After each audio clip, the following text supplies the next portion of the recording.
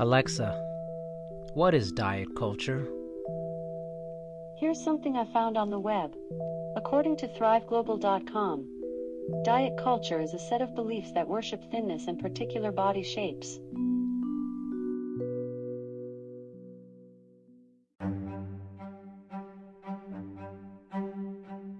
This is Dr. Erin Nitschke.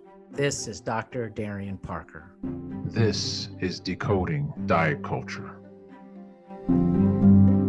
Hey, everyone. Welcome back to another episode of Decoding Diet Culture.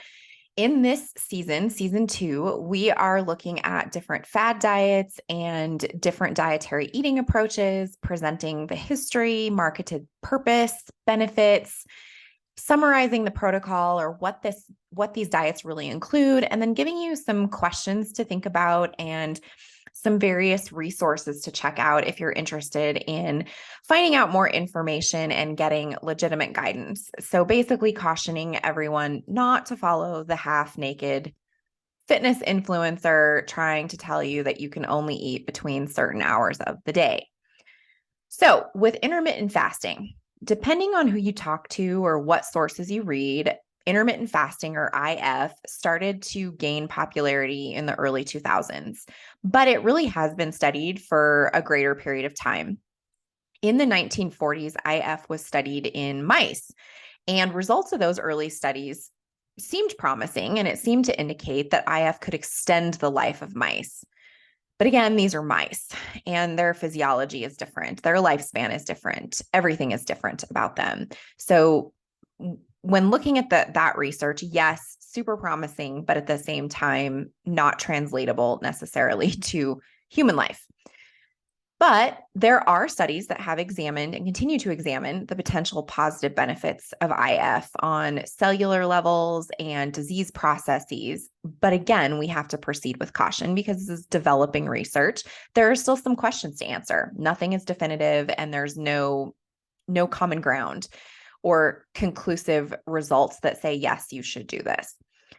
So definitely check out resources like PubMed or Google Scholar or any library database, such as your local library or community college, university libraries for that quality research, and just to educate yourself a little bit more on it. So with fasting, it's really not a brand new thing. It can be seen in different cultures and religious practices. Think back to caveman days or Paleolithic times, when there was this extreme need to hunt for food consistently. There was no way to preserve food. There was no way to prepare food necessarily. And there were no grocery stores, and agriculture was not necessarily a thing. So there were times when food simply was scarce and not available, and people had no choice but to fast. But fasting is also a practice in different religions for various reasons. And we can see this in Islamic cultures, Christianity, Judaism, Buddhism. So it's kind of interesting to look at the reasons why fasting is practiced. So it's really not new in terms of being a practice. It is semi-new in terms of using it to reduce or restrict caloric intake for the purpose of losing body weight. So part of the fascination with IF is the research with animals that did show fasting keyword may, reduce cancer risk and slow the aging process and a number of other things. But again, not conclusive. So looking at how IF is marketed and its purported benefits. So IF on the whole is less about what you eat and more about when you eat. So it is an eating pattern that cycles between periods of fasting and eating, and basically closing the window of when you will eat to a restricted time frame. There are some commercial companies that have taken advantage of the popularity of IF and have marketed prepackaged meals, but the price point of those meals is super expensive. About $300 a week for food, which is cost prohibitive for many. When it comes to the protocol and how IF is done, it very much depends on the source. There are different protocols and methods. So just to give you a couple of examples, the 16-8 method seems to be the most popular. It's called lean gains, and it involves skipping breakfast, which I really could never do, and restricting eating to a period of 8 hours. So for example, like 1 to 9 p.m. or 12 to 8 p.m. Then you'd fast for 16 hours after that. And if you think about that, if sleep is 7 to 8 hours, you're obviously fasting during that time. And then another 8 to potentially 9 hours before you take in food. The eat, stop, eat method involves fasting for 24 hours a couple of times a week, or maybe even once a week. Then there's the 5-2 diet, which includes consuming about 500 to 600 calories in 2 non-consecutive days of the week. So it would be like Monday, Wednesday, or Tuesday, Thursday, but then eating normally on other days of the week.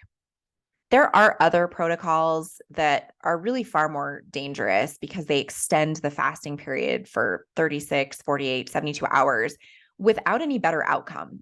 But they could lead to other issues, and it actually could encourage the body to store fat instead of burn it, which is one of the reasons IF is marketed the way that it is, because, well, people want to burn fat, right? So some considerations, faults, and flaws to think about. So let's look at just briefly some of the research. So there was a study that when examining 12 clinical trials comparing groups that were fasting with a continuous calorie restriction group, there was no significant difference in weight loss or body composition changes. And that's important. Weight loss is different than body composition changes. Weight loss can include metabolic water, all sorts of things like that. It can actually include lean tissue. It does not always include fat mass. So weight loss and fat mass or fat loss are different things. So this begs the question, if there was no significant difference between just consistently restricting calories and the fasting group, then why do intermittent fasting? Research has also identified some nutrient deficiencies and concerns that consumers need to be wary of. So, for example, intermittent fasting can present glycemic management challenges for people on insulin. There's also a concern about the extreme self-restriction and taking in an inadequate number of calories to support any physical activity habits that somebody has. And then how does IF impact those who are taking medication that require food to be taken along with that medication? That's an important question to ask. And further, the body can take up to 2 weeks to become accustomed to IF, which means you could feel weak, cranky, hungry, frustrated, cognitively confused and unfocused. So a number of side effects there. And concerns for diabetics or people who take medications for blood pressure or heart disease, or those who may be prone to electrolyte imbalances from fasting should not engage with this plan at all. And then, of course, there's the question of sustainability for many. While others may find a benefit on their diet psychology. So according to the director of the Department of Nutrition at Brigham and Women's Hospital in Boston, she's seen patients feel strongly about not wanting to track calories. So they found benefit in the consistency and patterning of eating intermittent fasting. But that can also be handled in some different ways versus like promoting the fasting side of things.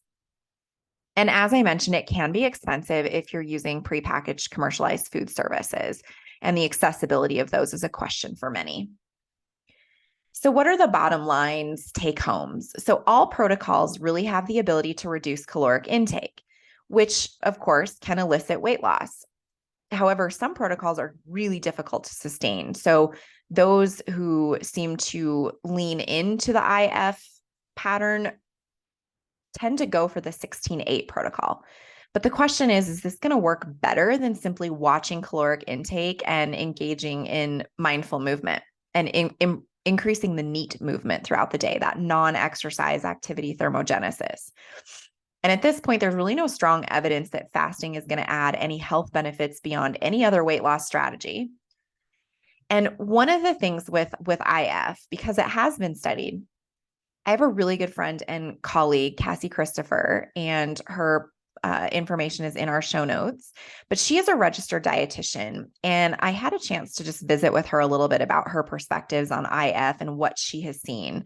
And she shared some really, really intriguing things. So research shows that this type of self-initiated dieting, especially in combination with these unhealthy weight control behaviors, like think about like using diuretics or diet pills, binging and purging, anything like that, is going to increase the risk for both long-term weight gain and eating disorder symptoms and the onset of eating disorders, which is not something that we want. And Cassie also cautions consumers that diets like keto and IF are kind of poster children or examples of this all or nothing approach. And this often leads us to stop trusting our bodies. And we then feel unsafe or disconnected from our bodies and emotions. And these two approaches truly do not prioritize emotional health, behavior change, or one's relationship with food, which is why they can both be so dangerous. And we talk about keto in another episode. So really the biggest take home, as with all of these episodes we've included, is it's always, always best to check with your primary care provider or a registered dietitian like Cassie before making serious alterations to your dietary practices, especially if this means doing extreme caloric restriction, because there are severe consequences in both the short and long term. And if you're not aware of them, it can turn into this pretty slippery slope. So we hope this episode has been helpful, and we will catch you next time on another episode of Decoding Diet Culture.